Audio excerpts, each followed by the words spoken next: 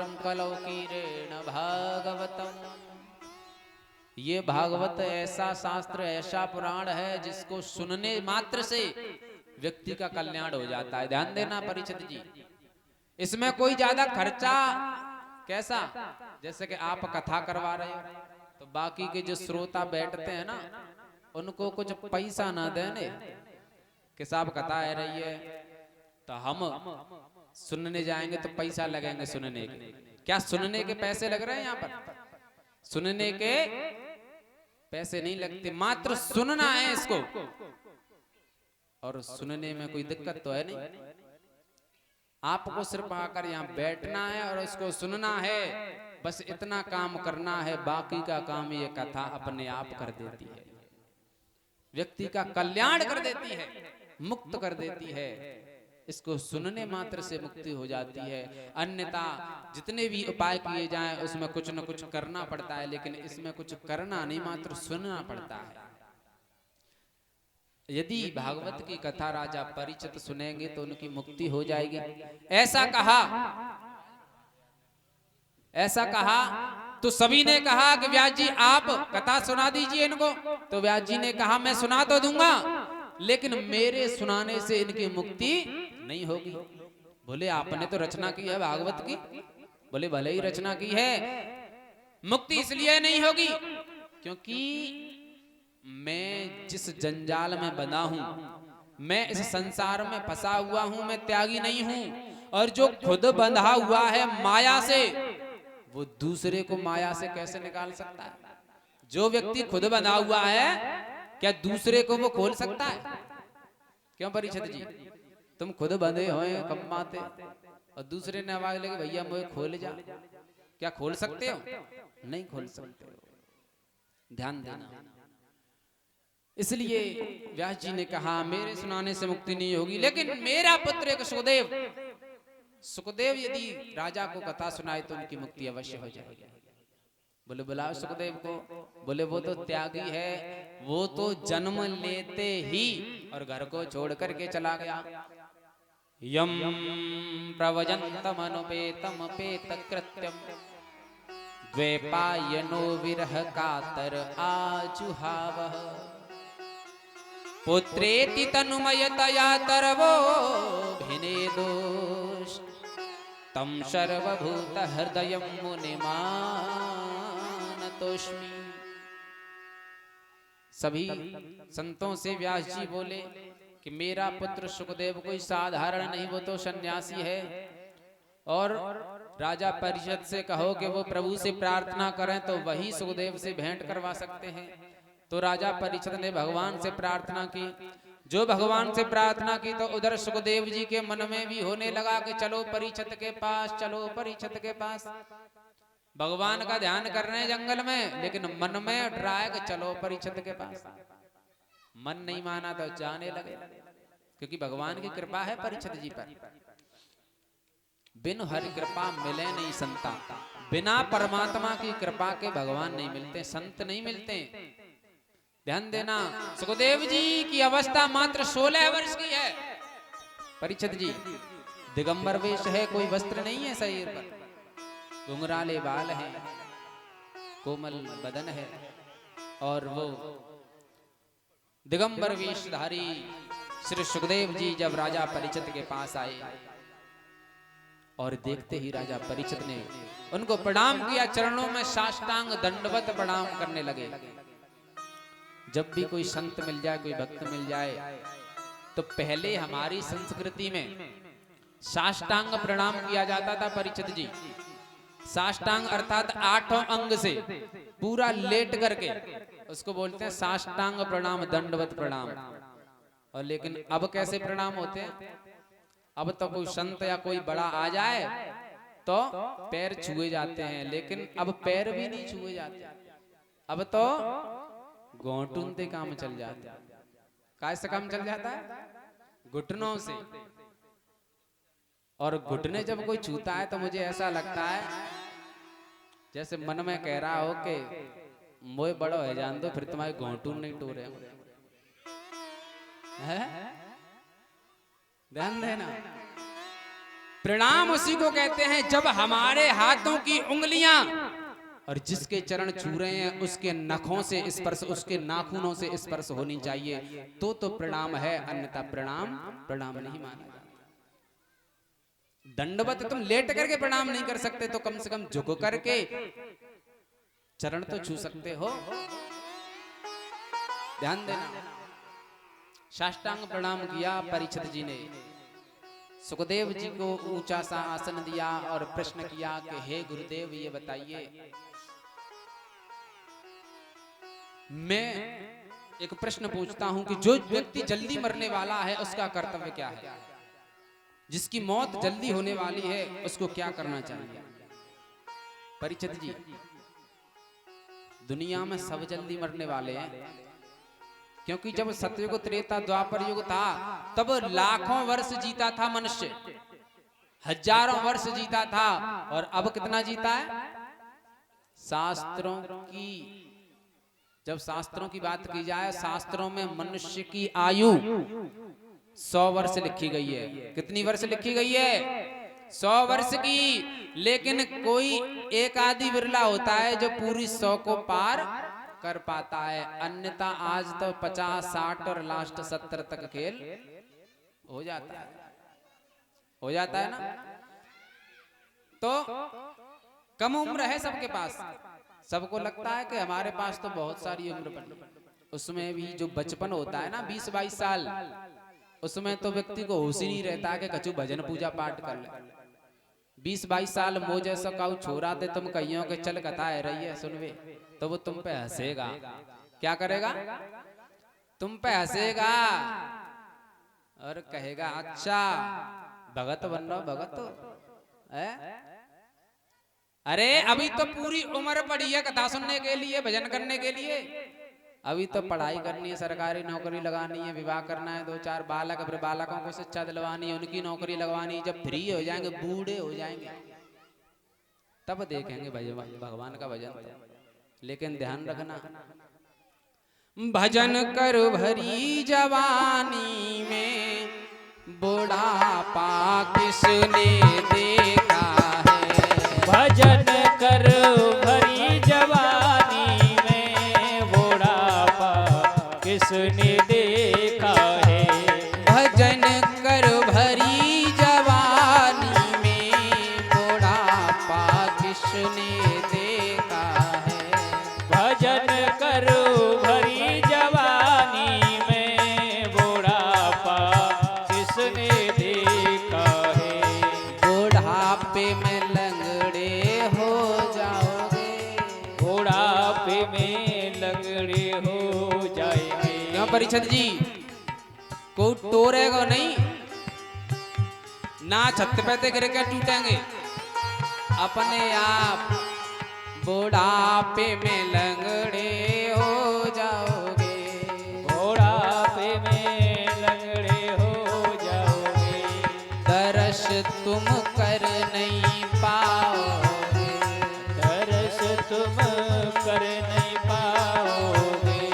दर्श कर भरी जवानी में बुढ़ापा किसने देखा है?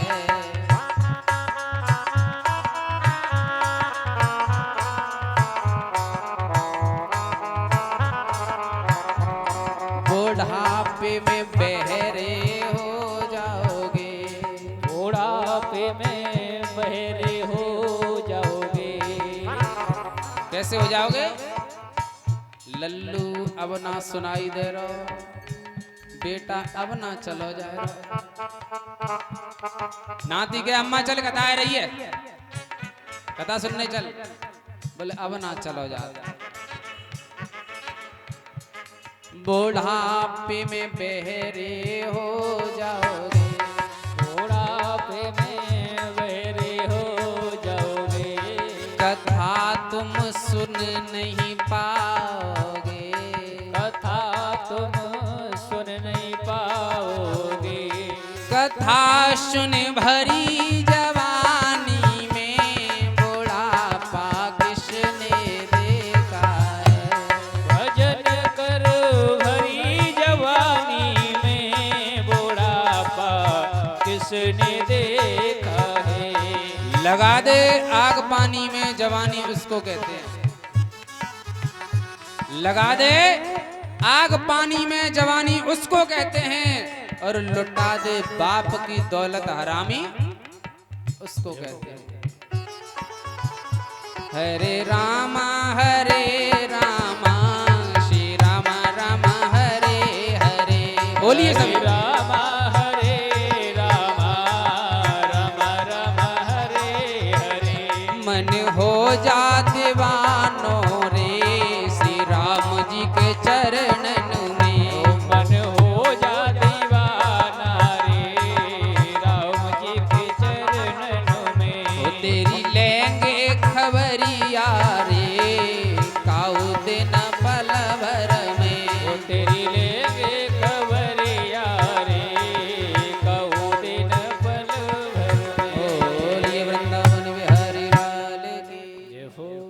जब राजा परीक्षित को संतों ने उपाय बताया, सुखदेव जी का आना हुआ, ऊंचा आसन दिया, प्रश्न किया कि जो जल्दी मरने वाला है उसको क्या करना चाहिए। तो सुखदेव जी ने कहा वैसे तो सब जल्दी मरने वाले हैं और सबका एक ही कर्तव्य है, व्यक्ति को क्या करना चाहिए कि श्वास श्वास में कृष्ण भज। भगवान का नाम ले हर सांस पर कि श्वास श्वास में कृष्ण भजे, और वृथा श्वास मति खो।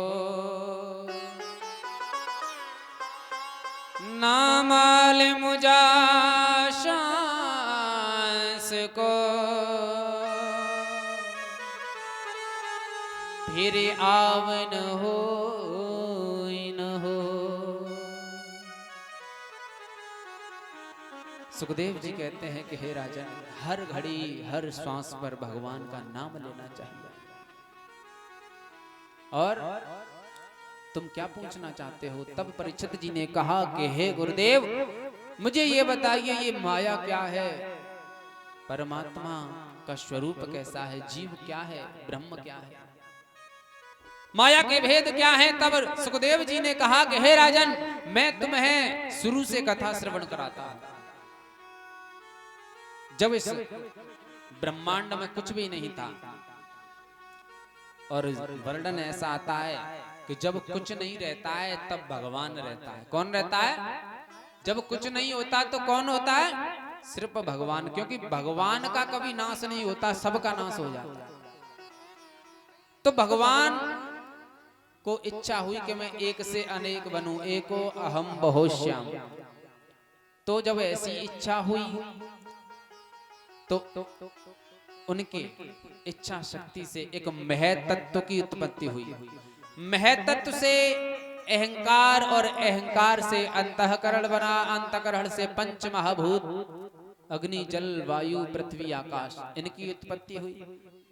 इन पंच महाभूतों में मात्र जल ही जल दिखाई देता है, बाकी लुप्त अवस्था में रहते हैं। जब जल ही जल था तो उस जल पर परमात्मा अयन करने लगे, अर्थात आराम करने लगे। और जल को संस्कृत में नार कहते हैं, शब्द है एक जल का, नार संस्कृत शब्द। तो नार पर जब अयन किया परमात्मा ने, अर्थात आराम किया, तो उस नार पर अयन करने के कारण परमात्मा का नाम पड़ गया नारायण। क्या नाम पड़ गया? नार धन अयन, अर्थात नारायण। बोलिए नारायण भगवान की। परीक्षित जी, जब नारायण भगवान ने अपने शरीर से अर्थात अपने आप से अनेक बनने की इच्छा जाहिर की, तो उनकी नारायण भगवान की नाभि से कमल की उत्पत्ति हुई। कमल पर ब्रह्मा जी का प्रागट हुआ। ब्रह्मा जी को उपदेश दिया कि सृष्टि को आगे बढ़ाओ। तो ब्रह्मा जी ने पहले 4 सनत कुमारों को उत्पन्न किया, उन्होंने सृष्टि को नहीं रचा। तब 10 ऋषियों को उत्पन्न किया, वो भी तपस्या करने चले गए। उसके बाद में ब्रह्मा जी को क्रोध आया तो उनकी भ्रुकुटी से रुद्र नामक एक बालक प्रकट हुआ, देखते ही बड़ा हो गया। रुद्र के शरीर से एक रुद्राणी प्रकट कर दी और उनको आदेश दिया सृष्टि बढ़ाने का। तो रुद्र और रुद्राणी ने मैथुनी सृष्टि आरंभ करके अनेक जिंद प्रेत भूत राक्षस बना डाले। वो रुकवा दी ब्रह्मा जी ने।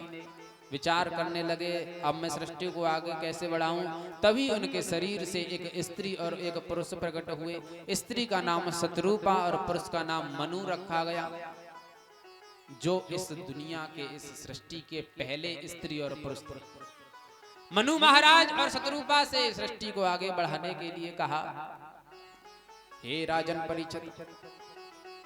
तब मनु महाराज और शत्रुपा ने कहा ब्रह्मा जी से कि यहाँ पर तो जल ही जल है, होने वाली संतान कहाँ रहेगी। तो उसी समय ब्रह्मा जी की नाक से एक वराह शिशु का प्राकट हुआ, जो कि स्वयं भगवान के अवतार थे। बोलिए वराह भगवान की जय हो। वराह भगवान का प्राकट हुआ, देखते ही देखते जल में चले गए। और इस रसातल में, पाताल से नीचे रसातल है, उस रसातल में पृथ्वी को देखा और उस पृथ्वी को उठा करके ऊपर लाए और जल पर स्थापित कर दिया। ये पृथ्वी आज भी जल पर स्थापित है। और मनु शत्रुपा से कहा आप संतान आगे बढ़ाओ। मनु और शत्रुपा ने 5 संतान उत्पन्न की। आकुति, देवहूति, प्रसूति 3 कन्या हैं। उत्तानपाद और प्रियव्रत 2 पुत्र हैं। धीरे धीरे समय बीता। और एक बात बताऊं मैं आपको परीक्षित जी, मनु महाराज और शत्रुपा की हम संतान है। सारी दुनिया उन्हीं की संतानों से भर गई। हम सब मनु की संतान हैं, इसलिए हम सब मनुष्य कहलाते हैं। कौन कहलाते हैं हम? मनुष्य। क्यों? क्योंकि मनु महाराज की संतान है, इसलिए। श्री सुखदेव जी वर्णन करते हैं, राजन, जो आकुति थी मनु महाराज की पुत्री, उनका विवाह रुचि प्रजापति के साथ हुआ। एक पुत्र हुआ जिनका नाम यज्ञ पड़ा, जो कि स्वयं भगवान का अवतार थे। जो हम हवन यज्ञ करते हैं वो स्वयं भगवान के ही अवतार है। और यज्ञ भगवान का एक दक्षिणा नाम की कन्या से विवाह संपन्न हुआ। दक्षिणा से, जब भी यज्ञ होता है तब पंडित जी दक्षिणा रखवाते हैं कि नहीं? क्यों परीक्षित जी, दक्षिणा रखो। क्यों रखते हैं? क्योंकि यज्ञ भगवान की पत्नी है। दक्षिणा इसलिए रखवाते हैं, कोई भी कर्म होता है तो उसमें पत्नी का रहना जरूरी होता है। बिना पत्नी के कोई भी कार्य पूरा नहीं होता है, इसलिए दक्षिणा रखवाते हैं। ऐसा सुना है कि पंडित जी ने अपने आप बना ली है व्यवस्था। ठीक है, तो ध्यान रखना इस बात का। श्री सुखदेव जी वर्णन करते हैं कि हे राजन, जो दूसरी पुत्री थी देवहूति, उनका विवाह कर्दम मुनि के साथ हुआ, जो ब्रह्मा जी की छाया से उत्पन्न हुए थे। उनके यहाँ स्वयं कपिल भगवान ने अवतार लिया और 9 कन्याएं हुई। उन 9 कन्याओं में एक अनुसुईया नाम की कन्या हुई, जिन्होंने ब्रह्मा विष्णु महेश को, तीनों देवताओं को 6-6 महीना के बालक बना दिया। हे राजन, जो छोटी पुत्री थी प्रसूति, उनका विवाह दक्ष प्रजापति के साथ हुआ, जो ब्रह्मा जी के अंगूठे से उत्पन्न हुए। दक्ष प्रजापति और प्रसूति मैया की 60 कन्याएं हुई। उस 60 कन्याओं में सबसे छोटी पुत्री का नाम था सती। क्या नाम था? सती मैया। उनका विवाह भगवान शंकर के साथ हुआ। बोलिए शंकर भगवान की जय हो। धीरे धीरे जब समय बीता, शंकर भगवान के साथ मैया सती का विवाह संपन्न हुआ। कैलाश पर्वत पर निवास करते हैं। एक दिन की बात, एक दिन क्या हुआ कि भोलेनाथ और मैया सती माघ के महीने में और कुंभज ऋषि के आश्रम में कथा सुनने के लिए गए। एक बार त्रेता युग माही शंभु गए कुंभज ऋषि पाही। राम सिया राम, सिया राम जय जय राम। राम सिया राम, सिया राम जय जय त्रेता युग का समय था, त्रेता युग का। राम जी ने अवतार ले लिया था त्रेता युग में। राम जी का विवाह हुआ, कैकेयी के वरदानानुसार वनवास में गए, जहां पर सीता का हरण हो चुका है, जटायु का मरण हो चुका है। राम और लक्ष्मण सीता जी को ढूंढ रहे हैं, और उधर मैया सती और भोले बाबा कुंभज ऋषि के आश्रम से कथा सुन करके लौट रहे थे। उन दोनों को देखा, भगवान राम को और लखन लाल को। उनको देख करके भोले बाबा ने प्रणाम किया, जय सच्चिदानंद जग पावन। प्रणाम किया तो मैया सती को थोड़ा संशय हुआ, कहने लगी, अरे भोलेनाथ, आप तो देवों के देव महादेव हो, क्या आपसे भी बड़ा कोई है? अरे इन साधारण जैसे राजकुमारों को आप प्रणाम कर रहे हो। तो राम जी ने कहा, देवी ये साधारण राजकुमार नहीं, ये स्वयं सच्चिदानंद परमात्मा श्री राम है। मैं इन्हीं का तो भजन करता हूँ। सती मैया हंस करके बोली, ये भगवान जी कैसे भगवान है? इनकी पत्नी खो गई है और ये ढूंढ रहे हैं मालूम ही नहीं कहाँ गई है। अगर भगवान होते तो उनको पता होता कि पत्नी कहाँ है, ये कैसे भगवान? भोलेनाथ ने बहुविधि समझाया कि हे सती, ऐसी बातें नहीं करते, भगवान तो मनुष्य जैसी लीला करते हैं। बोले मैं नहीं मानती, मुझे तो संदेह हो रहा है कि ये भगवान नहीं है। तो भोले बाबा ने कहा, हो जो तुम्हारे मन अति संदेह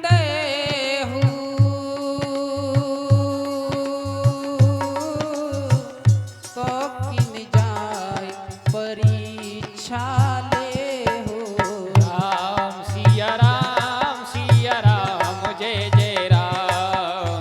राम सिया राम जय जय राम। हो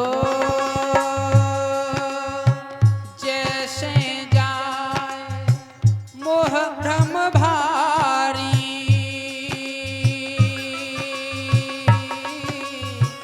करहो सुजतन विवेक विचारी। राम सिया राम जय जय राम। राम सिया राम जय जय राम। सीता जी को ढूंढ रहे हैं राम जी। सती को संदेह है तो भोलेनाथ ने कह दिया, जो तुम्हारे मन अति संदेह तो किन जाए परीक्षा, परीक्षा ले लो। ध्यान रखना मैया, जो पत्नी को धर्म पत्नी कहा है शास्त्रों में, धर्म पत्नी। खाली पत्नी से काम नहीं चला, धर्म को आगे लगाया।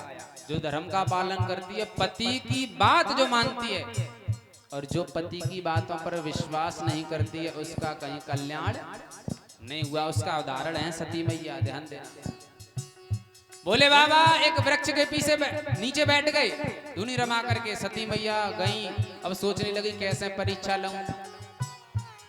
तो फिर उन्होंने एक उपाय किया। क्या उपाय किया? पुन पुन हृदय विचार कर धर सीता को रूप। किसका रूप धारण कर लिया? सती मैया सीता बन गई के सामने पहुंच जाऊंगी, भगवान होंगे तो पहचान ही लेंगे, और नहीं होंगे तो भोले बाबा से कह दूंगी, वो कहूं भगवान ना। पुण्य पुण्य हृदय विचार कर धर सीता को रूप, आगे हुए चल पंत तय जय आवे नर भो। जैसे ही सीता बन करके राम जी के पास पहुंची तो राम जी ने हाथ जोड़ करके प्रणाम किया। बोले मैया, मैं दशरथ का पुत्र राम, मेरा ये छोटा भाई लक्ष्मण, हम दोनों आपको प्रणाम करते हैं। मैया सती एक बात समझ में नहीं आई, तुम जा जंगल में अकेली क्या कर रही हैं? भोले बाबा कहाँ छोड़े आई हैं?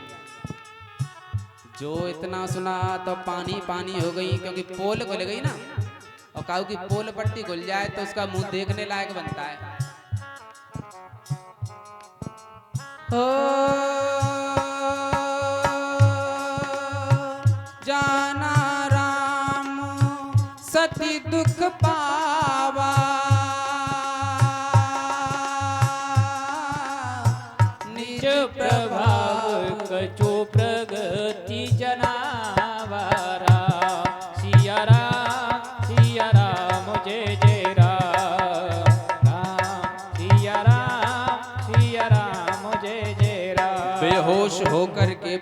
पर गिर पड़ी।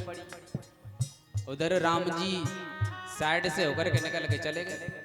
जब होश आया तो क्या देखा सती मैया ने, जिस सीता को ढूंढ रहे हैं राम जी, उसी सीता के साथ में बैठे हुए हैं सिंहासन पर सीता जी, राम जी, लक्ष्मण जी, अनेक देवता पंखा जल रहे हैं, कोई चरणों की सेवा कर रहा है। एकदम से और ज्यादा चक्कर में पड़ गई कि जिस सीता को ढूंढ रहे थे और वही सीता बगल में बैठी है। आंख बंद करी, दूसरी जगह नजर गई तो वहां भी वही दृश्य, राम सीता लक्ष्मण। अब फिर गिर पड़ी चक्कर खा के। जब होश आया बहुत देर पीछे खड़ी होकर के गई भोले बाबा के पास। अब मन में सोच रही है अब कहाँ कहूंगी जाके। पहले तो बात नहीं मानी, भोले बाबा कहेंगे हमारी तो बात नहीं मानी। तो बेचारी संकोच करते हुए मैया सती जब भोले बाबा के पास गई, भोलेनाथ ने पूछा क्यों सती, ले ली परीक्षा, अब बताओ भगवान है कि नहीं वो। तो यहां पर सती मैया ने एक और गलती कर दी, झूठ बोल दिया। हो कछु न परीक्षा लीनी गुसाई, की न प्रणाम तुम्हारे ही नाई। राम सिया राम जय जय राम। राम सिया राम जय जय राम। मना कर दिया मैंने, कोई परीक्षा नहीं ली। जब ऐसा कहा भोले बाबा ने आंख बंद करके निहारा दिव्य दृष्टि से, तो समझ गए कि परीक्षा ले ली है और मुझसे झूठ बोल रहे हैं। बात जब परीक्षा की थी तो भोले बाबा को दुख नहीं हुआ कि परीक्षा ली है, लेकिन एक दुख सताने लगा। और क्या, भोले बाबा सोचने लगे कि परीक्षा ले ली तो कोई बात नहीं, लेकिन मेरी पत्नी सीता ने, मेरी पत्नी सती ने और मेरी माँ सीता का रूप धारण कर लिया। मेरी पत्नी मेरी माँ बनने चली है। और उसी समय से दुखी होकर के भोले बाबा ने मन ही मन में और सती मैया का त्याग कर दिया। जो पति की बात नहीं मानती होंगी उनको सीखना चाहिए। तुम्हारी बात ना चल रही मैया, तुम तो सब मानती हैं, मुझे पता। जो नहीं मानती हैं उनके लिए ध्यान देना। त्याग कर दिया और साइड भी बदल दी, क्योंकि पत्नी जिस अंग में रहती है वो वामांग कहलाता है, उल्टे हाथ की तरफ। लेकिन भोले बाबा ने सती मैया को सीधे हाथ पे ले लिया, चलने लगे। सती मैया ने सोचा दाल में कचू कारो। कैलाश पर्वत पर आए, धीरे धीरे व्यवहार बदल गया। अब तो सती मैया को पता चल गया दार में कारो ना है, पूरी दारी काली है। दुखी हो गई। उधर भोले बाबा ने सती का त्याग करके अखंड समाधि लगा ली। एक एक दिन एक एक साल के बराबर कटने लगा। धीरे धीरे समय बीता।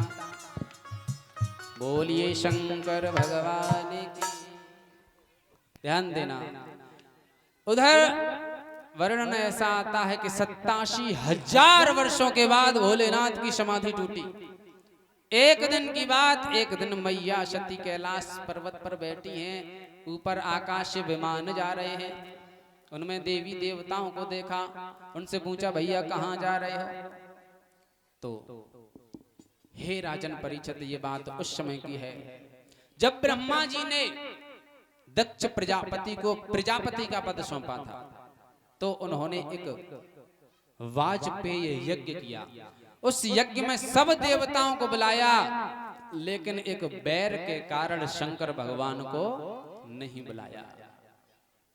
अब ध्यान देना, जब शंकर भगवान को नहीं बुलाया, उधर आकाश में जाते हुए विमानों में बैठे हुए देवताओं से पूछा तो उन देवताओं ने कहा क्या मैया सती तुमको नहीं पता कि हम कहाँ जा रहे हैं?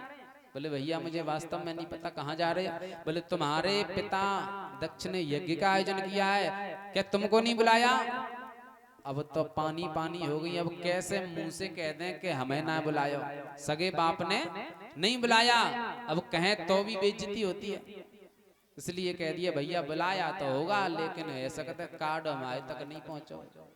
ऐसा हो जाता है, कब दूसरे के हाथ में दे देते कि भैया कार्ड पहुंचा दिए और वो पहुंचाता नहीं। बोले बुलाया तो होगा। उधर देवता तो चले गए, इधर मैया सती को बड़ा दुख हुआ कि मेरे पिता आयोजन कर रहे हैं और मुझे नहीं बुलाया। लेकिन जब मायके की बात आई ना, तो मन मायके में पहुंचने लगा। मायके की बात नेक चले जाए बस, तो मैयाओं का ये स्वभाव होता है कि मन वहीं पहुंच जाता है मायके में, है ना, अपने आप दौड़ने लगता है। सावन सनूनो आ जाए या कोई बात चला दे, रक्षाबंधन आ जाए, भैया दो जा जाए। और एक और आदत होती है, वैसे कबू पाए नहीं छिबत हो पति के, लेकिन बाद ना जरूर छिब जाते हैं जिस दिन जाने का नंबर आता है। तो ऐसे ही मैया सती पहुंच गई भोले बाबा के पास और बड़ी मीठी वाणी में बोली, स्वामी मेरे पिताजी ने यज्ञ का आयोजन किया है, अगर आपकी आज्ञा मिल जाए तो मैं वहां चली जाऊं। मेरा यहाँ मन नहीं लग रहा, मुझे आप आज्ञा दे दो। भोलेनाथ ने समझाया कि हमारा नौता नहीं आया और बिना निमंत्रण के कहीं भी जाना नहीं चाहिए। मैया सती ने तर्क दिए कि बाप के दरवाजे तो औलाद के लिए हमेशा खुले रहते हैं, नौता आए न आए, लेकिन मैं तो उनकी पुत्री हूँ, हम तो जा सकते हैं। गुरु के यहाँ, मित्र के यहाँ, पिता के यहाँ बिना बुलाए भी जा सकते हैं। भोले बाबा ने कहा कि तुम्हारा पिता हमसे बैर करता है, उस बैर के कारण तुम्हें भी नहीं बुलाया, लेकिन मैं कहता हूं मैं तो नहीं जा रहा, लेकिन आप भी मत जाओ, क्योंकि इसी में आपकी भलाई है, आपका भी वहां सम्मान नहीं होगा। मैया ने जिद की तो भोले बाबा ने कहा, मेरी प्यारी सती के पीहर जाओ मती, मान जाना वहां जाकर लगे ना ठिकाना।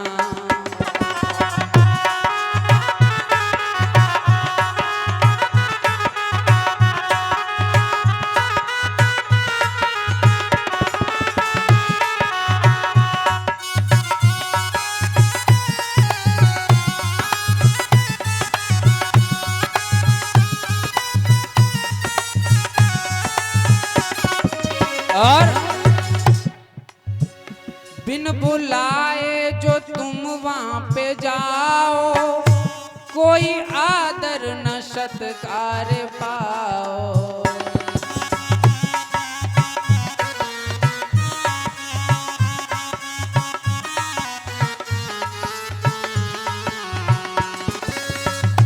दुख है भारी हमें ना बुलाया तुम्हें, दुख है भारी हमें कैसे आज्ञा तुम्हें दे बताना।